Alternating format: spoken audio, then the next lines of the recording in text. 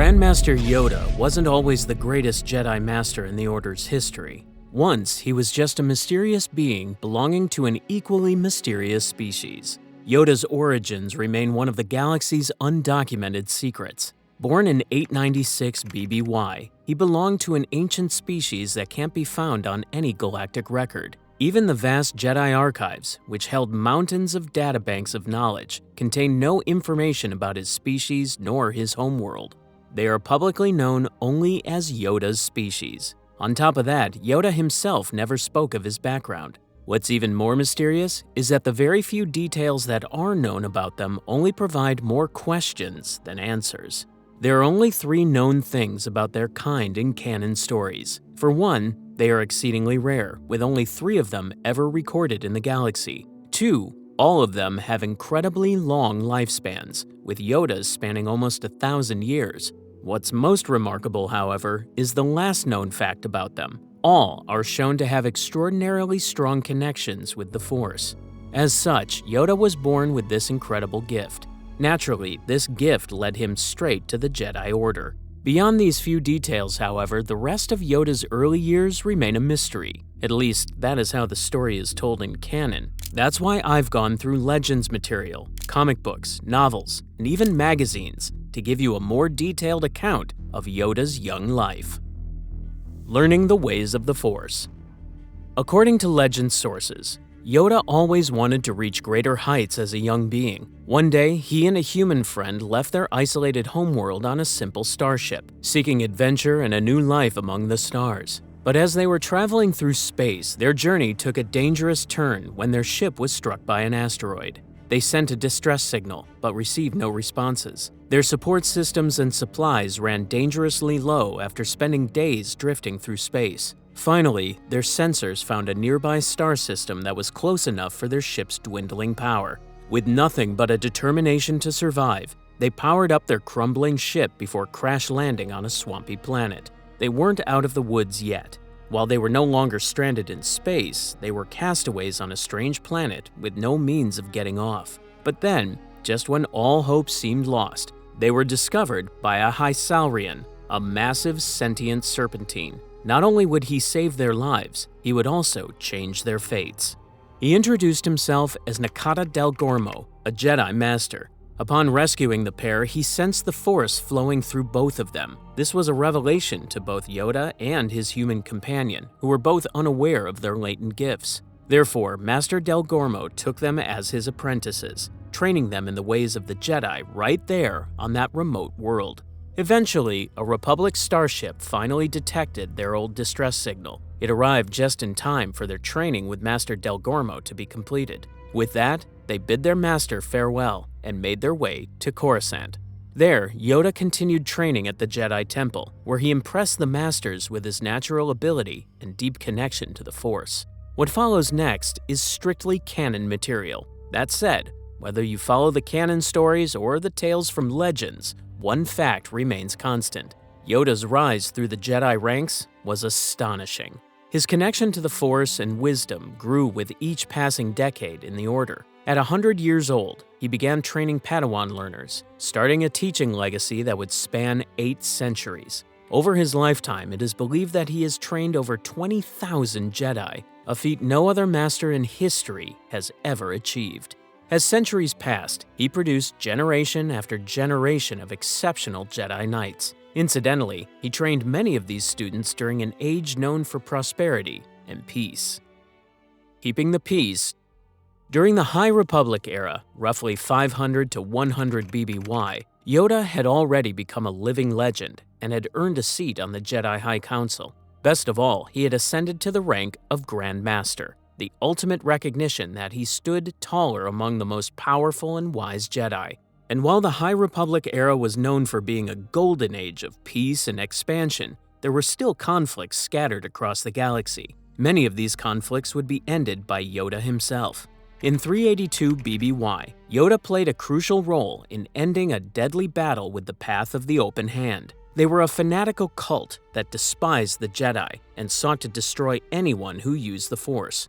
In a confrontation that became known as the Night of Sorrow, the Path unleashed horrifying creatures called the Nameless. beings that could drain the Force from living beings. Yoda fought alongside other Jedi Masters to defeat the Path. After a long and difficult battle, the Jedi were successful against the Path of the Open Hand. But in the aftermath, Yoda recognized how the Nameless continued to bring fear even to experienced Jedi.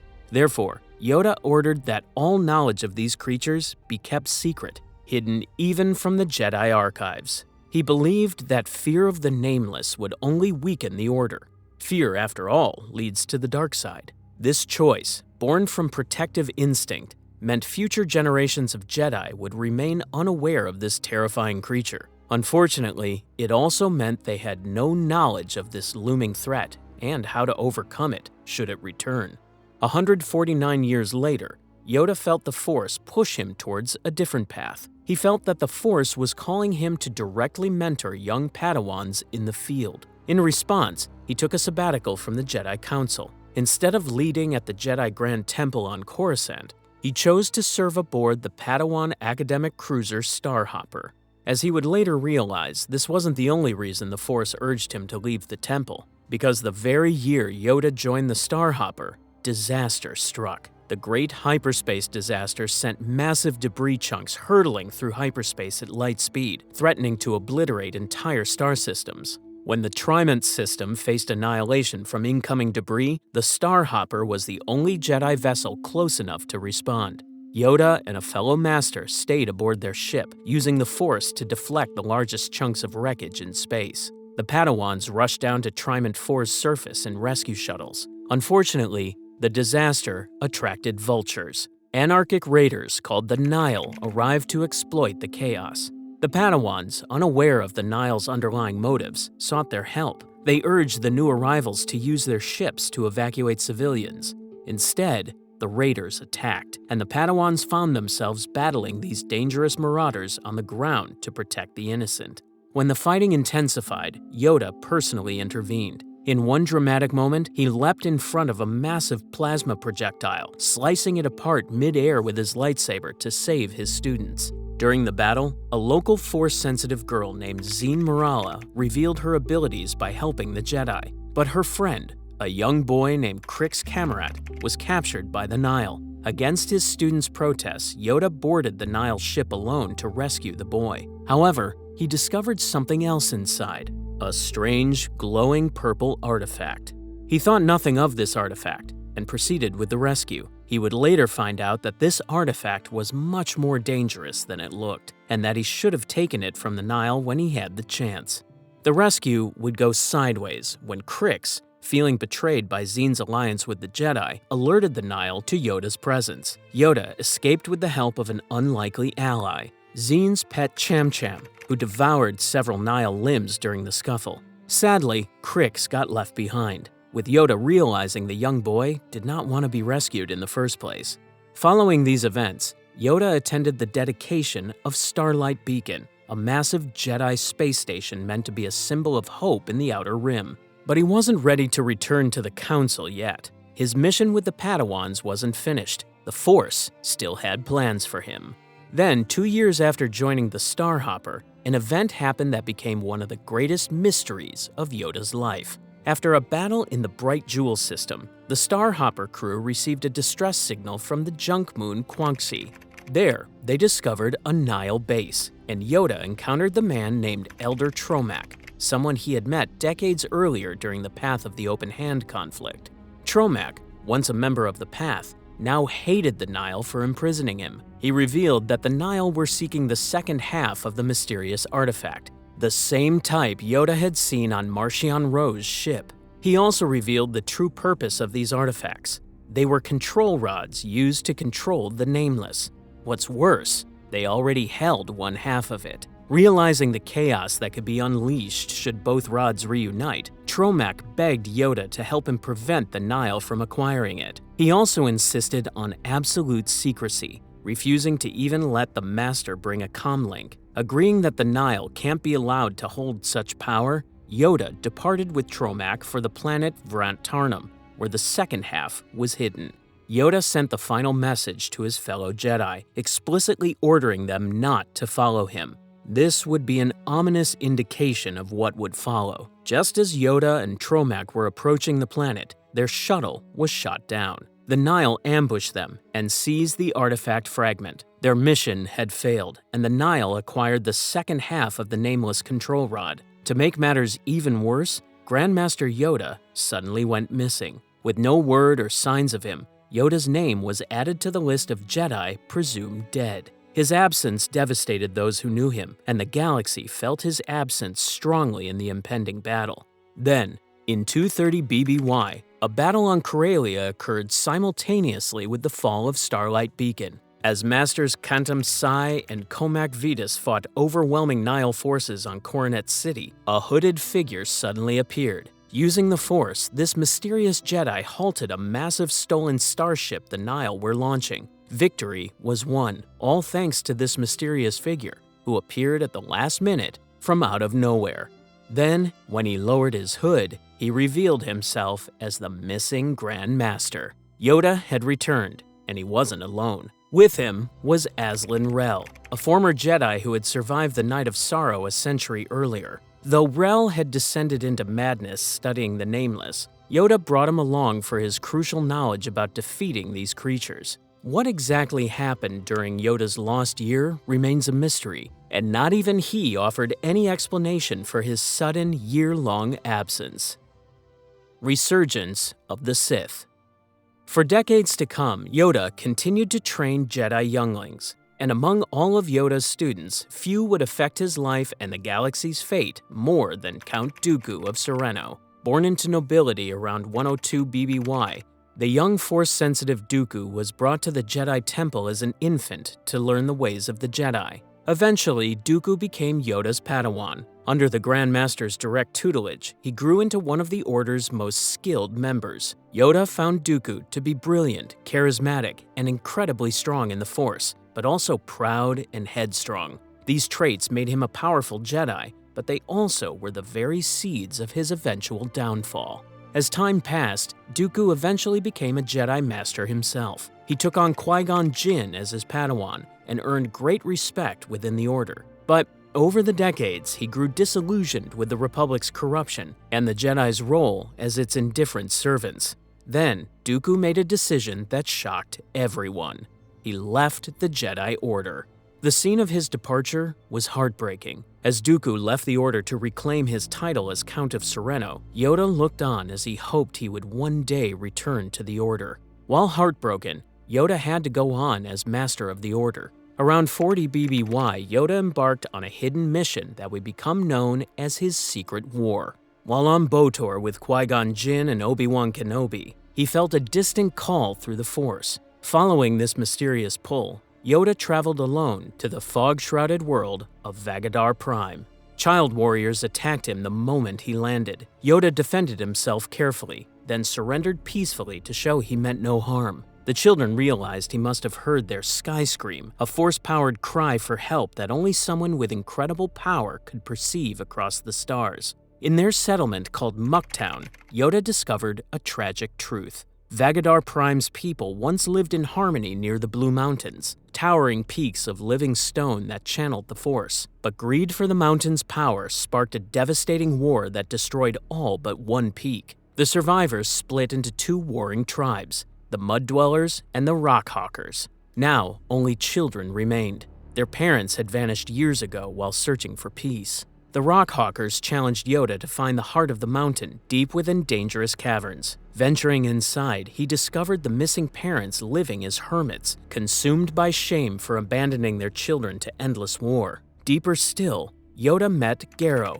a boy cast out for being weak. Yet the Grandmaster sensed great Force potential in him. Through meditation with Garrow, Yoda made a startling discovery. The mountains themselves were alive.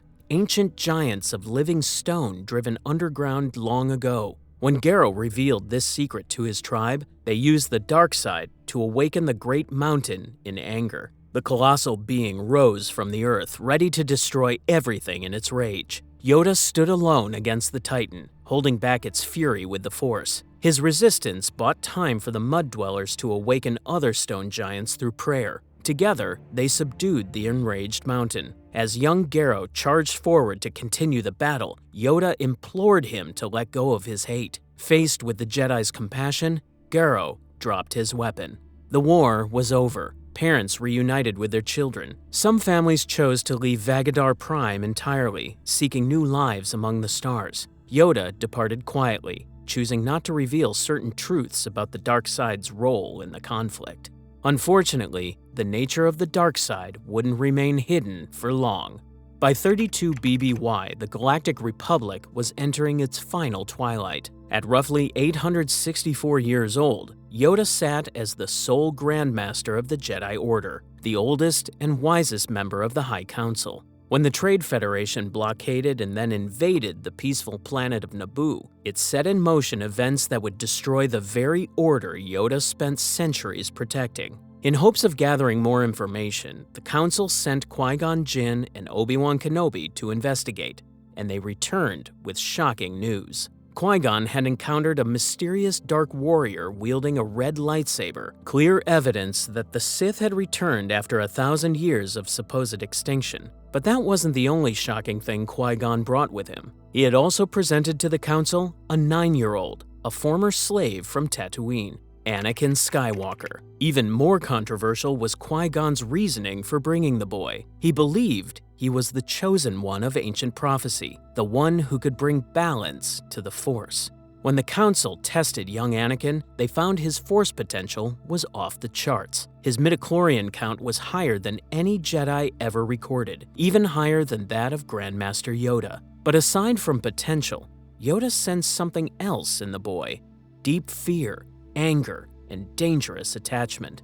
The Council, following Yoda's judgment, initially refused to allow Anakin's training. He was too old, too attached to his past, too dangerous. It was a decision Qui-Gon couldn't accept, as he remained absolutely convinced of the boy's destiny. However, the Fates had a different plan for the young Skywalker. During the Battle of Naboo, Qui-Gon and Obi-Wan faced the Sith warrior once more, named Darth Maul. Unfortunately, the double-bladed, saber-wielding Sith proved too much for the Master and Padawan duo. In the end, Qui-Gon lost his life, although his death brought one consolation: it was fuel enough for his young Padawan to defeat the Sith enemy. Honoring Qui-Gon's dying wish, the Council reconsidered, and despite his previous misgivings, Yoda agreed to let Obi-Wan, now a knighted Jedi, train Anakin as his own Padawan. At Qui-Gon's funeral, Yoda and Mace Windu discussed the implications of Maul's appearance. The rule of two stated that a Sith never worked alone. Where there's an apprentice, there's a master. If Maul was the apprentice, then somewhere a Sith master remained hidden. As it turned out, that master hid in plain sight, and he stood among them disguised as the newly elected Chancellor Palpatine.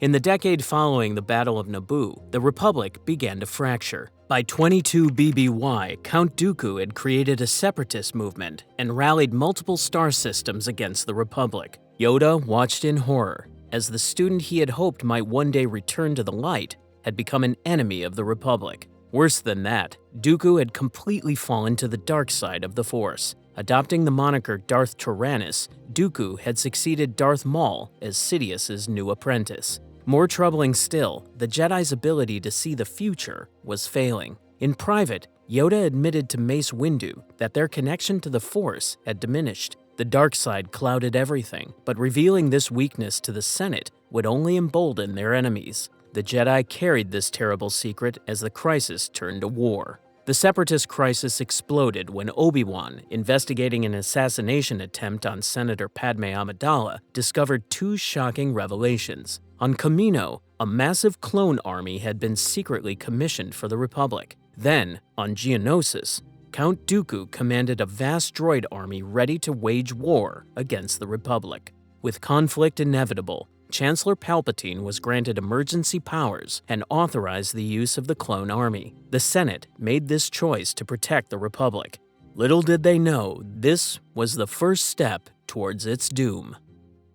The Clone Wars. Yoda personally traveled to Kamino to take command of these troops. Leading them into battle went against everything the Jedi stood for, but the alternative was the Republic's destruction. At the Battle of Geonosis, Yoda arrived with clone battalions just in time to rescue Mace Windu and a handful of surviving Jedi from certain death in the Petranaki arena. For the first time in generations, Jedi served as military commanders. The Clone Wars had begun. During the battle's climax, Yoda confronted Count Dooku in his hangar. Master faced former student in a lightsaber duel that showcased both warriors at their peak. Dooku, who made the first move, unleashed force lightning at his old master. Yoda absorbed it with his bare hands and redirected it back. Their lightsaber combat was blindingly fast. After the epic clash, the duel ended in a stalemate. Realizing he couldn't defeat Yoda directly, Dooku created a distraction by endangering the wounded Obi-Wan and Anakin. Yoda chose to save his fellow Jedi rather than pursue Dooku, who escaped to continue leading the Separatists. The Clone Wars transformed the Jedi from peacekeepers into generals, and no one felt this burden more than Yoda. Though he served as a key strategist from the Jedi Temple's war room, he also led troops personally when needed, always emphasizing compassion, even in warfare. One of his most memorable battlefield moments came at Rugosa, where Yoda and just 3 clone troopers were ambushed by an entire Separatist battalion. The mission was to secure an alliance with the Toydarian king, but Asajj Ventress, Dooku's dark assassin, had set a trap. Outnumbered hundreds to 1, Yoda turned the impossible situation into a teaching moment. He learned each clone's name, treated them as individuals rather than numbers. Through clever tactics and inspiration, Yoda's small squad defeated the droid army. When Ventress herself attacked, Yoda disarmed her so effortlessly that she fled rather than continue the fight. Throughout the war, Yoda continued training young Jedi whenever possible. In a particularly insightful move, he assigned Ahsoka Tano as Anakin Skywalker's Padawan. Yoda hoped that teaching would help Anakin learn to let go of his attachments, the very flaw Yoda had sensed in him years earlier. The war also didn't prevent Yoda from bettering himself. As the war dragged on, he began hearing a voice in his head, a voice that was all too familiar, that of Qui-Gon Jinn's. Following his former student's guidance, Yoda secretly left Coruscant on a spiritual journey that would change his view of the Force from then on. First, Qui-Gon led him to Dagobah, a planet saturated with the living Force. In a cave strong with the dark side, Yoda confronted a vision of his own inner darkness, a shadowy version of himself that embodied all his fears and hubris. Only by acknowledging this darkness could he move forward. Next, Yoda traveled to the Wellspring of Life, the birthplace of midichlorians, where he met the 5 priestesses, ancient beings who taught the secret of maintaining consciousness after death. They sent him to Moraband, the ancient Sith homeworld, for his final trial. There, Yoda resisted temptations from 2 Sith lords, Darth Bane and Darth Sidious. Through these trials, Yoda learned the path to immortality, not of the body, but of the spirit, a way to become one with the Force. Though he couldn't prevent the coming darkness, he now knew there was hope beyond it. Yoda also continued to foster good relations with his allies. One good example of this is how he personally defended Kashyyyk during the war. Throughout the centuries, he developed a special bond with the Wookiees, the natives of the planet. He visited their world numerous times, often mediating conflicts between the Wookiees and their aggressive neighbors. The Wookiees saw Yoda not just as an ally, but as a true friend of their people. In recognition of his longtime service, the Wookiees granted Yoda an ancient honor, the title Defender of the Home Tree. This ceremonial name was reserved for those who had protected the great city trees of Kashyyyk and the Wookiee way of life. Yoda was even adopted into Wookiee honor families, making him literally part of their extended clans. This wasn't just an empty title. It represented decades of real commitment. Yoda had stood with the Wookiees through conflicts, negotiations, and crises. And during the Clone Wars, they in turn stood with him as the worst attack on the Jedi Order took place. The fall of the Jedi Order. In 19 BBY, everything fell in place for the enemy of the Jedi. Chancellor Palpatine revealed himself to Anakin as Darth Sidious, the Sith Lord the Jedi had been hunting for 13 years. When Mace Windu attempted to arrest him, Anakin intervened, allowing Palpatine to kill Windu and seduce Anakin to the dark side as Darth Vader. Then came Order 66, the secret protocol embedded into every clone trooper's mind, branding all Jedi as traitors to be executed immediately. Yoda felt it on Kashyyyk, a massive disturbance in the Force as thousands of Jedi died simultaneously across the galaxy. Commander Gree and another clone approached Yoda from behind to execute him, but the Grand Master sensed their murderous intent. In one fluid motion, he decapitated both would-be assassins with his lightsaber. Chewbacca and Tarful, honoring Yoda's decades of friendship with their people, helped him escape into the Shadowlands and eventually off-planet. Senator Bail Organa evacuated both Yoda and Obi-Wan, bringing them back to Coruscant. In the ruined Jedi Temple, they found a massacre. Younglings and knights slaughtered not by clones, but by a lightsaber. Security recordings revealed the horrific truth. Anakin Skywalker, now Darth Vader, had led the slaughter. Yoda knew what had to be done. While Obi-Wan went to face his former apprentice, Yoda went directly to the Senate building to confront Darth Sidious. Their duel in the empty Senate chamber was legendary. Two masters of the Force at the height of their powers. They hurled Senate pods at each other with telekinesis, clashed lightsabers with blinding speed, and unleashed Force powers that shook the entire building. When Sidious struck with Force lightning, Yoda caught it and redirected it back, causing an explosion that sent both flying. But Yoda fell from the Chancellor's podium to the Senate floor far below. Though he survived, he realized a terrible truth. He would not win this battle. The Sith had won not through superior strength, but because the Jedi had been fighting the wrong war all along. For Yoda, there was only one course of action left. He had to flee. The Jedi Order was destroyed, with only a handful of survivors scattered across the galaxy. With that, he escaped and decided it was best to go into exile. Before parting ways with Obi-Wan, Yoda revealed one ray of hope. Qui-Gon had learned to become one with the Force and would teach them to do the same. However, more importantly for the galaxy, he also helped hide the Skywalker twins. Luke would go to Tatooine with Obi-Wan watching over him, while Leia would be adopted by the Organas on Alderaan. Yoda chose Dagobah for his exile, knowing its strong Force presence would hide him from the Emperor's senses. The mighty Grand Master of the Jedi Order vanished into the swamps, carrying the weight of the Order's destruction and the hope for its eventual rebirth. For 22 years, Yoda lived alone on Dagobah, the swamp world teeming with life and the Force. He made his home near a cave that was the nexus of dark side energy, its darkness masking his light from Palpatine's searching senses. In exile, Yoda lived simply, eating roots and swamp creatures, spending his days in meditation. But Yoda wasn't completely isolated. Through the Force, he continued his training with Qui-Gon's spirit, perfecting the technique that would allow him to maintain his identity after death. He also reached out through the Force to guide other survivors. When young Ezra Bridger and Kanan Jarrus sought wisdom in the Lothal Jedi Temple, Yoda's voice and vision guided them from across the galaxy. Mostly, though, Yoda waited. The Skywalker children were growing up, hidden from their father and the Emperor. As the galaxy fell into turmoil under the grasp of the Empire, Yoda remained patient, knowing hope wasn't lost for the Jedi and the galaxy. Bringing balance to the Force.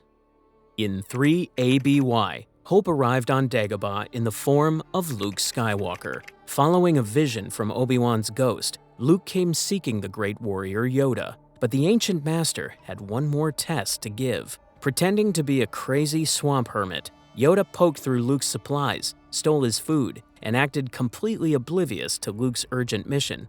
Yoda was testing Luke's patience, humility, and character through playfulness. Unfortunately, he found Luke impatient and reckless, much like his father. Therefore, he refused to train him, with the fear of making the same mistake twice. Only when Obi-Wan's spirit intervened did Yoda reveal himself and reluctantly agree to train the boy.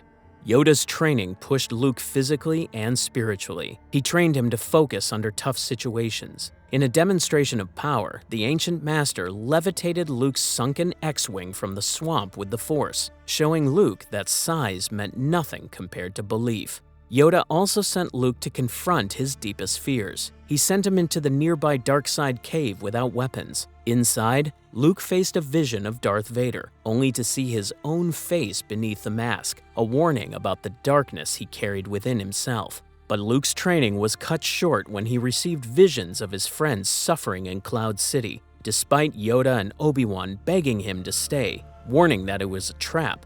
Luke chose to leave. While he eventually did succeed in his mission, Yoda pondered on the young Padawan's recklessness. However, he also acknowledged that there is another Skywalker who can set them on the right path. A year later, Luke returned to complete his training, but found Yoda approaching the end of his life. Bedridden and weak, Yoda confirmed the truth Luke dreaded.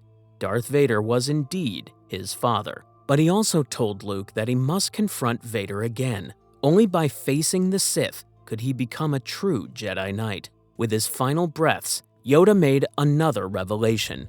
The other Skywalker, Luke's twin sister, Leia. Having passed on all he could, Yoda accepted that his time had come. After leaving his parting words to his young Padawan, Yoda peacefully passed at age 900. Luke watched in sorrow as his master became one with the Force.